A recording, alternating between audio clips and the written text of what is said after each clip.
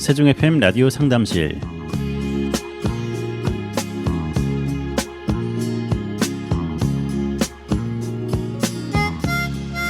안녕하세요. 세종 FM 라디오 상담실 김보성 인사드립니다. 제22대 국회의원 선거 총선이 끝이 났습니다.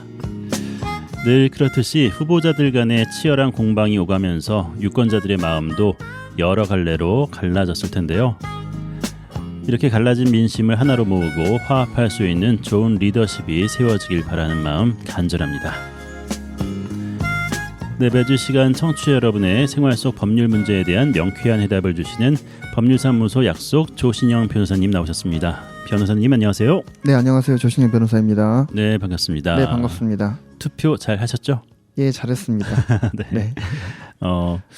투표를 하는 것이 민주시민의 아주 기본이라는 생각이 들어요. 네네. 나의 의견 내 한 표 정도야 별거 아니겠지, 큰 영향이 없을 거야 라고 생각할 수도 있긴 하겠지만은 참여하고 또 투표해야지만 또 역사가 흐름이 또 바뀔 수 있기 때문에 네, 한 맞습니다. 표의 소중함이 중요하고요. 예전에 제가 어떤 군 봤었는데 정말 서너 표 차이로 네. 당락이 결정이 되더라고요. 네네. 지방선거 같은 경우는 그런 경우들이 있죠. 네. 예. 물론 이제 대선 같은 경우에도 치열하게 경쟁이 되는 경우에는 네. 1% 내외로 이렇게 당선이 결정되기도 하잖아요. 그러니까요. 네. 국회의원 선거도 사실은 유권자 수가 이제 그 지역구 내에 있는 유권자 수, 그다음 비례대표 유권자 수가 그렇게 많지는 않은 경우이기 때문에 네. 유권자분들께서 네. 적극적으로 참여하시는 것이 사실은 상당한 의미가 있다고 저는 생각을 합니다. 그렇습니다. 네. 혹시라도 이번에 네네. 피치 못할 사정으로 참여 못하신 분들은 다음 선거에서는 꼭 하셨으면 좋겠다는 생각이 듭니다. 네, 맞습니다. 네. 오늘 첫 번째 법률 상담 질문 제가 읽어드릴게요. 저는 20대 여성입니다. 제가 1년 전쯤에 이전 직장에 다닐 때 4살 많은 같은 직장 동료와 이성 교제를 했었습니다.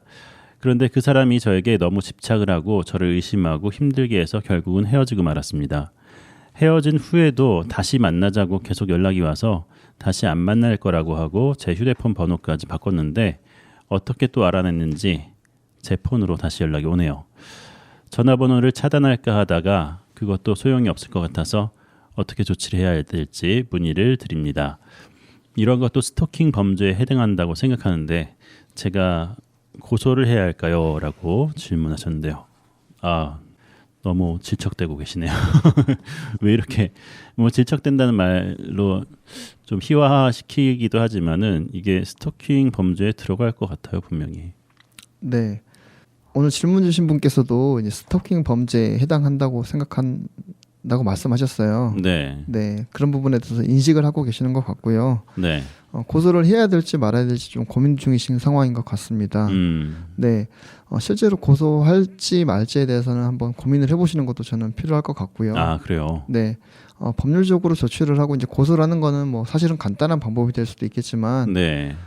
생각보다 좀 그 부분도 이제 본인 스스로에게도 고민스러운 지점이 생길 수도 있고요. 좀 여러 가지 좀 스트레스 같은 좀 지속되는 상황이 될 수도 있기 때문에 더 얽혀버릴 수 있게 예, 되는, 맞습니다. 네. 어떤 방법이 현명한 방법인지는 한번 고민을 해보시는 게 좋을 것 같다는 생각이 먼저 듭니다. 네. 스토킹 범죄에 해당하는지에 대해서를 한번 생각을 해보겠습니다. 스토킹 범죄 행위가 좀 많이 발생하다 보니까 네. 근래 들어서 이제 스토킹 범죄의 처벌 등에 관한 법률이 만들어졌죠. 이게 만들어진 지가 사실은 얼마 되지 않았습니다. 네. 예. 약칭으로 스토킹 처벌법이라고 한번 얘기를 해보겠습니다. 네. 네, 그 법에 따르면 제2조에 정의가 나와 있는데요. 스토킹 행위에 대해서 좀 정의가 법률적으로는 정해져 있습니다. 물론 법에 정해져 있는 이 행위들만 스토킹 행위라고 볼 수는 없을 거예요. 워낙 네. 다양한 형식으로, 다양한 형태로, 다양한 상황에서 스토킹 행위가 벌어질 수 있기 때문에 네.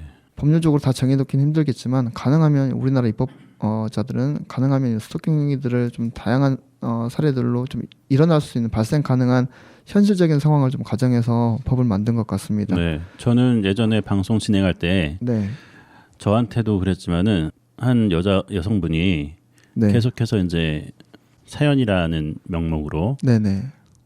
편지를 보내오는데 좀 그 19금짜리 그런 내용들 네네. 있는 것들로 네네. 계속 이제 보내는 거죠. 네. 그래서 어떻게 처리를 하셨어요? 처음엔 이제 그분이 정신병원에 네네. 입원을 하게 되더라고요. 네네. 그래서 그 이후에는 또 이렇게 아나운서들 이런 사람들한테 스토킹하는 사람들도 꽤 많은 것 같더라고요. 네. 아무래도 오픈되어 있는 그런 업무를 하시다 보니까 네. 예, 스토킹 범죄에 노출돼 있을 가능성이 좀 높을 것 같거든요. 뭐 고소까지는 안 했는데 네. 신고를 해서 신고가 네네. 고소인가요? 네. 그 다음 이어받았던 아나운서께서 조치를 취하신 것 같더라고요. 어쨌든 그런 식으로 다양한 스토킹 말씀하시니까 생각이 나더라고요. 네네. 뭐 가끔씩 뉴스에도 나오잖아요. 어떤 네. 예, 뭐 헤어진 연인에게 보복적인 그런 행위를 한다거나 네. 아니면 뭐 택배를 보낸다거나. 택배. 그렇죠. 예, 아, 이상한 택배 또 보낼 수도 있겠군요. 맞아요. 네. 예, 요즘에는 뭐 이제 그런 방법도 사용할 수 있는 거니까요. 네. 예, 그리고 SNS라고 해야 되겠죠. 뭐 네네. 예, 어쨌든 SNS 인터넷상에서 오픈되어 있는 자료들이 또 정보들이 너무 많기 때문에 조금만 더 확인을 해보면 개인정보가 노출될 수 있는 가능성도 좀 높은 거고요. 그렇죠. 예, 가해자라고 해야 될까요? 내가 하는 행동들이 스토킹 범죄에 해당하는지 안 하는지에 대해서 한번 고민은 해보셔야 될 것 같고요. 네. 네, 상대방 쪽에서 명확하게 싫다고 하는 그런 의사들을 표현을 하시면 네. 좀 한 번 더 본인의 행동들에 대해서 신중하게 할지 말지에 대해서 한번 고민해 보시는 것도 필요할 것 같다는 생각이 들고요. 무조건 그렇게 해야겠죠. 네. 오늘 사례 보면서 생각났던 제 뭐 스토리라고 해야 될까요? 네. 예전에 뭐 예를 들자면 좋아하는 이성이 있으면 네. 그 이성 만나기 위해서 좀 그 집 앞에서 기다리기도 하고, 아, 그렇죠. 예, 또 편지를 주기 위해서 네. 그 학생이 다니는 학교 앞에서 기다리기도 하고, 그 정도쯤이야 뭐. 예, 그럴 수 있잖아요. 네. 근데 요즘으로 따져보면 이제 그런 것들이 좀 과해지면 네. 스토킹 행위로 의심받을 수도 있는 거거든요. 그렇죠. 이게 제가 말한 게 그 정도쯤이야라는 게 정확히 어디까지도 맞아요, 사실은 맞아요. 정확하지 않으니까. 네네. 네. 결국은 이제 소통의 문제인 것 같은데, 네. 이제 상대방 입장에서 이제 싫은 내색을 분명하게 표시를 한다면 네. 좀 더 다른 방법을 활용해 보신다거나. 10번 찍어서 안 맞아요. 넘어간 놈 없다 이런 얘기했는데 그게 이제 스토킹의 네, 아주 표본이 되지 않나라는 생각도 네네. 들어요. 네. 궁금한데 그게 속담인가요? 속담이죠. 네. 아, 예, 그렇군요. 그게 속담이었는데 뭐 이거를 이성 교제, 누군가의 그렇죠. 예, 상대방 이성의 마음을 얻기 위한 그런 용도로 좀 이렇게 많이 그런 용도로 네, 많이 네, 젊은이들은 써먹는 써먹었었죠. 예, 속담인 것 같네요. 네. 어쨌든 상호간에 좀 소통이 되면 참 좋겠는데 사실은 네. 스토킹 범죄까지 고려를 해야 되는 상황이라고 하시면 네. 이거는 소통이 좀 어려운 그런 상황일 수 있거든요. 그렇죠. 네, 소통이 안 된다는 건 일방적이라는 거라고 생각하시면 될 것 같고, 네. 일방적으로 나의 마음이라고 해야 될까요? 네. 내가 좋아하는, 상대방을 좋아하는 그런 표현과 마음을 상대방이 싫어하든 말든 상관없이 내 의사를 표현하는 것에 대해서 그것만 주장하고 일방적으로 소통하는 거, 그게 스토킹 범죄의 가능성이 좀 높을 것 같아요. 그렇죠. 네. 좋아하는 마음을 표현하시더라도 좀 적절하고 현명하고 좀 합리적으로 네. 네, 좀 잘 설득할 수 있는, 상대방이 마음을 헤아릴 수 있는 그 정도의 표현 방식이면 좋을 것 같고요. 뭐 보통의 경우에는 아마 어느 정도 허용되는 범위일 것 같은데, 네. 네, 사실은 또 이제 맹점이 될 수 있는 게 소통이 전혀 안 되시는 분들은 또 이 방송을 들으시더라도 본인의 행동이 그런 스토킹 범죄가 될까 안 될까 좀 사실은 고민을 안 하실 수도 있어요. 네. 나는 아니야라고 그냥 네, 생각할 수 있죠. 네, 맞아요. 이제 그래서 일단은 한번 스토킹 처벌법에서 규정하고 있는 스토킹 행위가 어떤 것들이 있는지 한번 네. 그걸 먼저 봐보고 확인해 보도록 하겠습니다. 스토킹 행위란 추상적인 개념인데요. 상대방의 의사에 반해서 정당한 이유 없이 어떠한 행위들을 함으로써 상대방에게 불안감이나 공포심을 일으키는 것고 정의를 하고 있어요. 그 유형들이 좀 여러 가지가 있습니다. 상대방 또는 그 동거인, 가족에게 접근하거나 따라다니거나 진로 막아서는 행위. 상대방뿐만이 아니라 가족에 대해서도 이렇게 가족을 따라다닌다거나 접근하시면 스토킹 행위에 해당할 수 있는 것입니다. 아. 네. 그리고 상대방 주거, 직장, 학교, 그 밖에 일상적으로 생활하는 장소에서 기다리거나 지켜보는 행위. 네. 제가 좀 전에 예를 들었던 그런 부분이고요.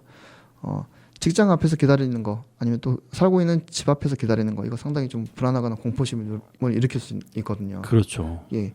함부로 이제 그 주변을 가기가 힘들 수도 있어요. 피해자 입장에서는요. 네. 네, 집에 가면서도 걱정이 될 수도 있고 직장 앞에서 와서 있으면 혹시라도 이것이 뭐 어떤 다른 행위로 좀 더 확대되지는 않을까. 네. 네, 그래서 자기가 직장 생활하는 것에 대해서 좀 피해가 가지는 않을까. 네. 조심스럽고 일하는 동안에도 네. 그렇죠. 밖에서 계속 기도를 하고 있지는 않을까. 또 밥 먹으러 가면서도 걱정이 될 수도 있고요. 여러 가지 불편한 상황들이 많이 생길 것 같습니다. 그리고 상대방에게 이제 정보통신망, 그러니까 우편, 전화 이런 것들을 통해서요. 물건이나 글, 말, 부호, 영상 등을 도달하게 하거나 예, 그런 내용들이 이제 포함되어 있는 겁니다. 이것도 이제 스토킹 행위가 될 수 있는 거예요. 네. 결국은 상대방의 의사에 반해서 여러 가지 행위들을 한다는 것, 그런 것들이 포괄적으로는 좀 스토킹 행위에 해당할 수 있는 여지가 있기 때문에 네. 그런 부분도 좀 주의하셔야 되겠고요. 상대방에게 직접 또는 제3자를 통해서 물건을 도달하게 하는 것, 이게 아마 좀 택배를 도달하게 하는 거. 택배 그런, 기사를 통해서라도 네네, 맞아요. 제3자를 하면 안 통해서 되는 물건을 거죠. 도달하게 하는 거. 이것도 네. 스토킹 행위에 해당할 수 있는 거거든요. 이런 내용들은 이제 좀 스토킹 행위로 지금 법에서는 정해둔 것입니다. 네. 그럼 오늘 사례를 한번 봐보면 헤어진 이후에도 다시 만나자고 계속 연락이 와서 이 부분도 이제 지속적이고 또 반복적인 행위가 되는 거기 때문에 네. 이제 스토킹 행위로 포함될 여지가 좀 있다고 좀 생각이 들고요. 네. 핸드폰 번호를 바꿨는데도 불구하고 이제 그 번호를 어떻게 알아내셨나 봐요. 상대방 쪽에서요. 네. 네. 다시 이제 핸드폰으로 연락이 왔다는 건데 지금 오늘 상담 의뢰해 주신 분께서 직접 그 헤어진 남자친구분에게 바뀐 번호를 알려준 것 같지는 않으세요. 그렇죠. 예, 근데도 그 번호를 알아내서 다시 연락이 왔다는 거거든요. 네. 정보통신망 등을 통해서 어쨌든 전화를 주시고 또 의사에 반해서 지속적으로 연락을 하시는 경우이기 때문에 오늘 같은 사례는 스토킹 범죄에 해당할 여지는 저는 크다고 생각이 들고요. 네. 예, 해당할 여지가 있다는 것에 대해서 이제 이 쟁점을 한번 일단락을 지어보고요. 네. 다음으로는 실제로 고소를 할지 말지 그 부분인 것 같습니다. 네. 네, 직장은 바꾸셔서 그나마 좀 다행이긴 한데요. 네. 실제로 이제 고소를 하시게 되면 고소장을 일단 경찰에 접수를 하셔야 될 거고요. 네. 고소장을 접수를 하시면 경찰에서 이제 먼저 피해자로 조사를 합니다. 네. 예, 그래서 경찰에 한 번은 출석을 하셔서 본인이 피해당한 상황들에 대해서 진술을 해야 되는 거죠. 그 이후에는 이제 상대방 쪽인 피의자, 전 남자친구분을 조사를 하게 됩니다. 네. 네. 그래서 경찰관은 양쪽의 말을 다 들어보고 나서 이제 이 스토킹 범죄에 해당하는지 안 하는지에 대해서 판가름을 하게 되겠죠. 네.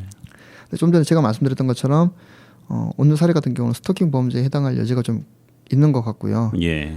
경찰관도 이제 만약에 혐의가 인정되는 것으로 판단을 해서 검찰로 송치를 하면 검찰에서도 이제 그 이후에 이제 법원에 재판으로 넘기겠죠. 네네. 네, 재판으로 넘기게 되면 전 애인 분께서는 오늘 고소를 하시게 되면 오늘 이제 상담을 해주신 분의 진술 내용들 또 제출했던 증거들도 다 확인할 수가 있게 되는 겁니다. 네. 재판 단계 가면 그런 부분들을 다 복사할 수가 있거든요. 피의자, 피고인 입장에서는 본인의 행위에 대해서 방어를 해야 되기 때문에 네.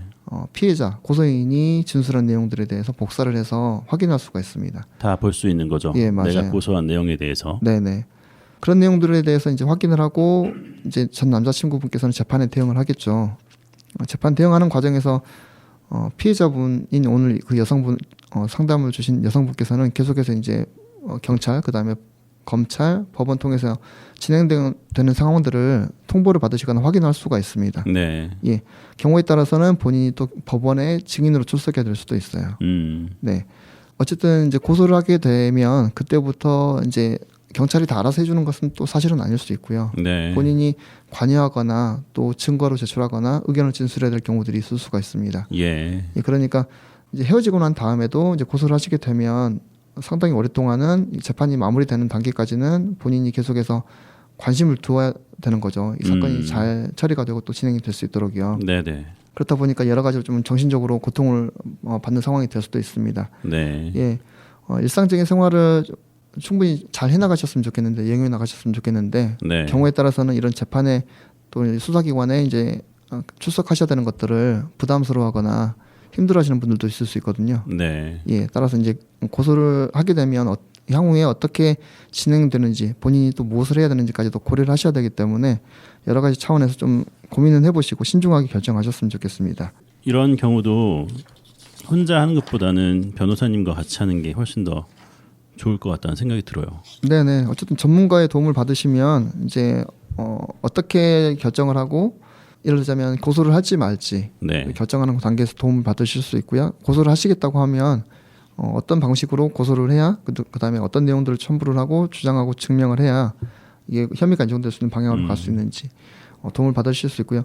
혹시라도 또 이제 고소를 하시든 안 하시든 네. 스토킹 행위가 지속된다거나 아니면 또 보복 범죄가 있다거나 좀 고민이 되실 수 있잖아요. 고소했다는 것 때문에 이제 보복을 바로 네. 할 수 있는데 네네. 그 사람이 지금 고소 당했다고 해서 네. 구속이 된다거나 무슨 네네.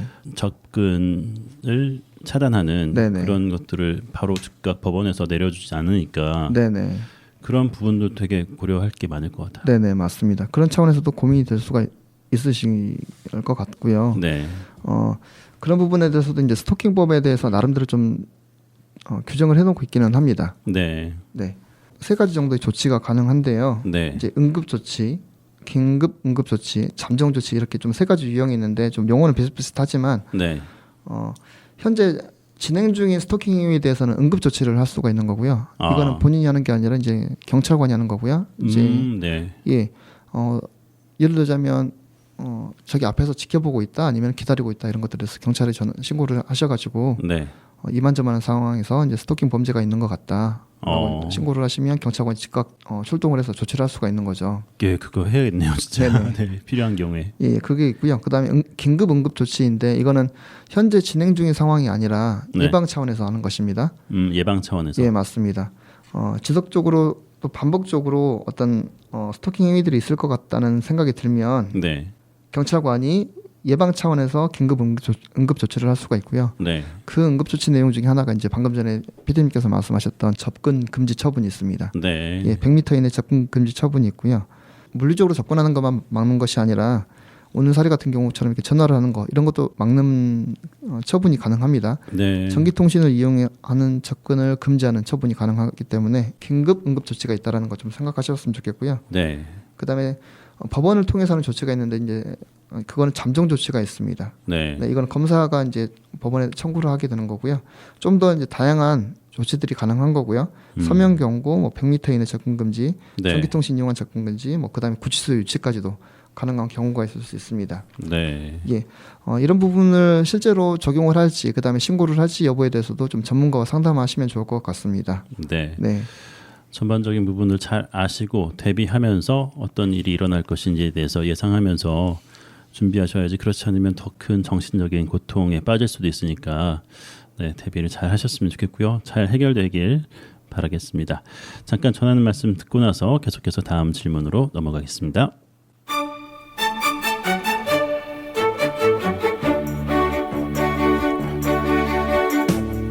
FM 98.9MHz 세종 FM 라디오 상담실 함께하고 계십니다. 법률과 관련된 모든 질문들 받고 있습니다. 세종 FM 홈페이지 sfm.kr 프로그램 참여 게시판에 글 남겨주시거나 세종 FM 유튜브 채널에 찾아오셔서 세종 FM 라디오 상담실 법률 상담 다시 듣기 영상에 댓글 남기셔도 되겠습니다. 여러분의 참여 기다립니다. 네, 시간 법률사무소 약속 조신영 변호사님과 함께하고 있습니다. 다음 질문입니다. 저는 40대 남성입니다. 제가 무리하게 사업에 투자했다가 실패를 해서 카드사와 제2금융권에 큰 빚을 지게 되어서 신용불량자가 되었습니다. 현재 저에게 빚을 갚을 만한 제 재산은 남아있지 않은 상태고요. 개인회생으로 구제를 받고 싶은데 배우자 명의의 주택이 한 채가 있습니다. 이런 경우도 개인회생이 가능한가요? 라고 질문하셨네요. 네, 배우자와 나의 재산 같게 보는 건지 아니면은 구분해서 볼 수 있는 건지. 네네. 예, 지금 현재 회생이나 또는 파산을 고려하고 계시는 분들 중에 이제 결혼을 하신 분들이면 네. 누구나 한 번쯤은 고민해 보실 법한 그런 내용이신 것 같아요. 그쵸. 네네. 사실 아내 몰래 돈을 쓰거나 투자했다가 네네. 잘못되는 경우도 있잖아요. 네, 맞습니다. 네. 그렇기 때문에 뭐 말할 수도 없고 나중에. 네. 요즘에 또 주식이나 코인이나 네. 뭐 비트코인 뭐 투자하셔가지고 뭐 잘 되셨으면 다행이지만 네. 혹시라도 이제 가족분, 배우자분 몰래 투자를 하셨다가 손실이 크면 좀 곤란하실 수 있잖아요. 네. 미안해서라도 네네. 그런 말을 못 할 텐데. 네. 이런 경우에 계신 분들도 많이 계실 것 같아요. 네, 맞습니다. 우선 제 경험적으로 한번 말씀을 드려보면요. 네. 이제 배우자분 몰래 회생을 한다, 파산을 한다, 이거는 사실은 좀 어려운 것 같아요. 아, 그래요. 네, 부부간에 어쨌든 금전 거래가 이제 계좌로 많이 오가는 경우들이 있잖아요. 네네. 그리고 재산을 뭐 공유를 한다거나 공유를 하지 않다고 하더라도 오늘 사례처럼 한 분이 이제 가지고 계신다거나 그런 어쨌든 부부 사이에서는 그런 자산 형성을 공동으로 하시는 경우들이 많이 있기 때문에 네. 결국은 이제 회생을 위해서 서류를 제출해야 되는데 그 서류 제출할 때 보면 본인 서류뿐만이 아니라 배우자의 재산 관련된 서류를 요구하는 경우들이 좀 많이 있거든요. 아, 네. 네. 그래서 배우자 몰래 한다라는 것은 사실은 좀 쉽지 않았던 것 같아요. 네. 예, 그런 부분을 먼저 한번 말씀드려보고요. 극단적으로 네, 이혼을 하고 네, 하게 되면 이제 네, 혼자서 되게 하겠다는 생각도 드는데. 네, 맞습니다. 근데 그것도 이제 거짓말로 이혼을 하면 안 되겠죠. 네. 예, 뭐 이제 그런 경우들도 사실은 있을 수 있기 때문에요. 네. 예, 법원에서도 다 알고 있죠. 아, 그렇죠. 예, 법원에서 모를 수가 없습니다. 그거는. 이 사람이 예, 돈을 빼돌리려고 하는 거구나라고. 예, 왜냐하면 이제 보통은 이제 계좌 내역을 본인의 금융거래 내역, 네. 뭐 보험까지 포함해가지고 2년치 거를 보통 다 제출하도록 돼 있거든요. 아, 예, 과거 2년치 거까지 다 제출하다 보면 사실 다 거의 다 드러나고요. 네네. 그리고 이제 추가적으로 본인이 소유했던 그 재산 내역들을 파악하기 위해서 과거 5년 동안의 세금 네. 관련된 서류를 제출하도록 합니다. 아, 예, 따라서 이제 5년 내에 처분했던 자산이 있다고 하면 그렇죠. 그 내용도 이제 세금 냈던 내역이 나오기 때문에 네네. 예, 다 파악이 되는 거죠. 예, 그래서 혹시라도 이제 뭐 내가 회생이나 파산에 도움을 얻기 위해서 이혼을 하신다라고 하시면 뭐 사실은 다 이제 확인이 되는 부분이기 때문에 네. 굳이 그렇게까지 하실 필요는 없다고 말씀드리고요. 그렇군요. 네. 그리고 오히려 제가 나쁜 생각했네요. 네. 나쁜 생각이라기보다는 그냥 통상적인 그렇게 고민해 보실 수 있는 부분인 것 같아요. 네. 예. 하지만 제 개인적으로 한번 개인적인 경험을 바탕으로 말씀드려 보면 네. 오히려 그렇게 하진 않는 게 좋다. 아, 예, 그렇군요. 예, 법원도 뻔히 다 서류를 보면 다 확인이 되거든요. 확인되는 상황인데 네네. 주장만 한다고 그걸 받아들여주진 네네. 않으니까. 네, 오히려 회생위원들이나 또는 그 담당 판사한테 인상이 더 안 좋게 비춰질 수 있기 때문에. 아, 그렇겠네요, 진짜. 네. 다 뻔히 보이는데 맞아요. 거짓말 하려고 하니까. 네네. 그러면은 사람 회생위원이나 판사도 사람인지라 네. 제 생각에는 그 신청된 채무자에 관련된 서류들은 더 꼼꼼히 볼 것 같다는 생각이 좀 들거든요. 그렇군요. 예, 혹시라도 뭐 자산을 누락한다거나 네. 뭔가 법원을 좀 속이려고 하는 그런 의도가 보인다거나 그러면 안 되죠. 예, 그런 네. 부분들이 보이면 더 철저하게 조사를 할 수밖에 없을 것 같아요. 네. 네, 굳이 그렇게까지 하실 필요는 없다라는 말씀 한번 드려보고요. 네.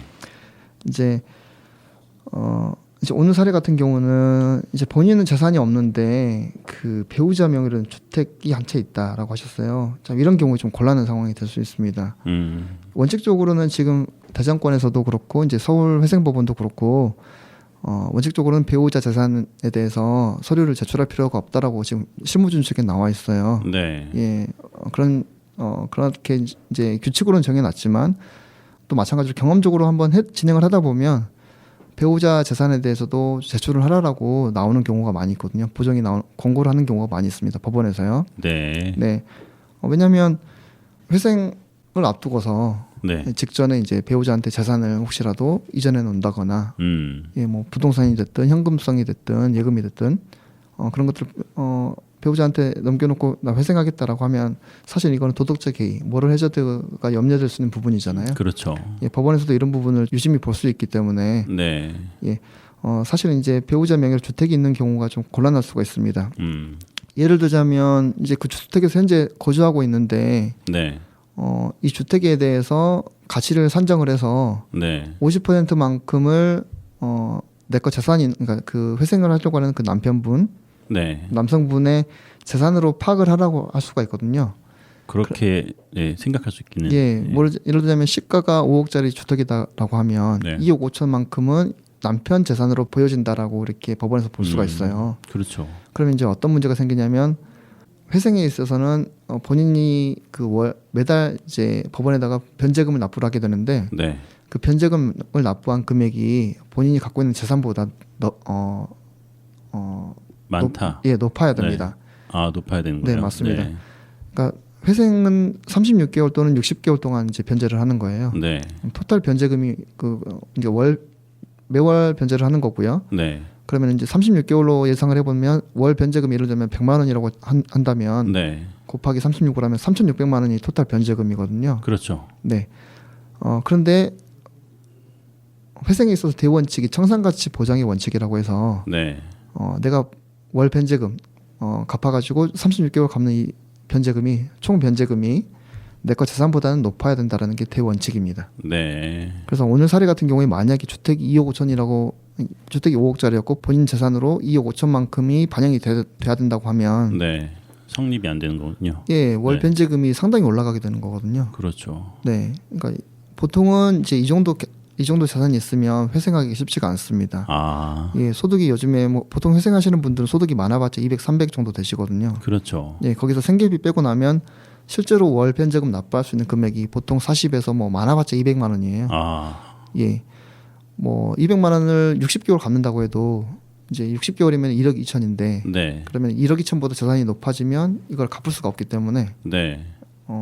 이제 사실 회생이 쉽지가 않으신 거죠. 그래서 음, 어쨌든 회생법원에서 실무준 측에 따라서 배우자 재산을 본인의 그러니까 오늘 상담 주신 남성분의 재산으로 평가를 하지 않으면 다행인 거고요. 네. 그러면 이 재산 가치가 본인의 재산에서 빠지는 거기 때문에 이 주택이 재산 가치에서 빠지는 거기 때문에 지금 상담 주신 남성분은 재산이 없다고 하셨고 네. 그러면 소득이 혹시라도 있으시면 남는 소득만큼 소득에서 이제 생계비를 뺀 나머지 가용소득 남은 그 부분만 월 변제금으로 납부를 하시고 36개월이면 아마도 회생이 끝나실 것 같아요. 네. 근데 만약에 배우자 재산 중에 일부라도 본인의 재산으로 평가를 하시오라고 이렇게 법원에서 공고를 하시게 되면 네.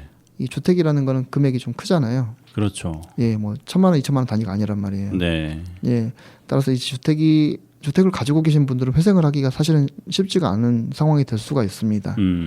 그렇군요. 네, 회생이 인정이 안 된다는 거죠. 네, 뭐 이제 간단하게 말씀드리면 이제 일단은 만약에 회생을 하셔야 될 것 같으면 네. 이제 이런 부분 한번 회생 경험이 많이 있는 그런 사무실과 상담을 한번 해보시고요. 네, 네.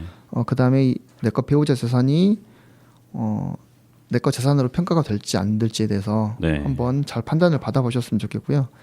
주택이 있다고 하더라도 주택에 또 근저당권으로 이제 담보대출 같은 거 설정해 놓으시는 경우들이 많이 있잖아요. 그런 경우 있죠. 예, 네. 담보대출 받고 이제 근저당권 설정해 주시는 경우들이 있단 말이에요. 네. 이런 경우에는 또 사실은 재산 가치가 그만큼 더 줄어드는 거기 때문에 네. 실질적인 재산 가치가 줄어드는 거거든요. 예, 담보대출의 그 채무액을 주택 가치에서 빼주는 거기 때문에 담보대출 금액이 어떻게 되는지 그 다음에 이 재산을 형성하게 된, 그러니까 배우자 명의의 재산을 형성하게 된 돈이라고 해야 될까요? 네. 어떤 경위에 의해서 배우자 재산이 형성이 됐고 그 명의가 왜 배우자 단독 명의로 되어 있는지 네. 뭐 예를 들자면 배우자가 부모님한테 상속받은 걸 수도 있고요. 아니면 배우자가 어떤 돈을 생계를 정말 잘 해가지고 돈을 네. 잘 벌어서 그런 이유 때문에 단독 명의로 해놓은 걸 수도 있고요.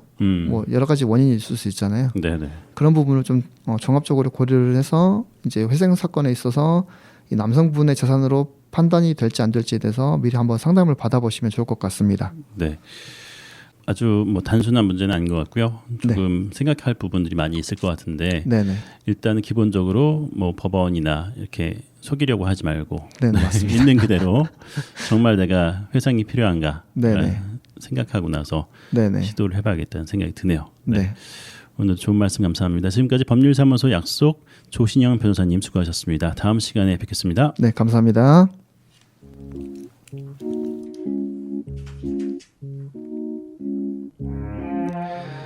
FM 98.9MHz 세종 FM 라디오 상담실 함께하셨습니다. 라디오 상담실은 언제나 여러분의 참여 기다리고 있습니다. 세종 FM 홈페이지 sfm.kr 프로그램 참여 게시판 이용해 주시고요. 유튜브 세종 FM 채널에도 방송 후에 올라가니까요. 찾아오셔서 상담 질문과 청취 소감 남겨주시기 바랍니다. 세종 FM 라디오 상담실 진행의 김보성이었습니다. 감사합니다.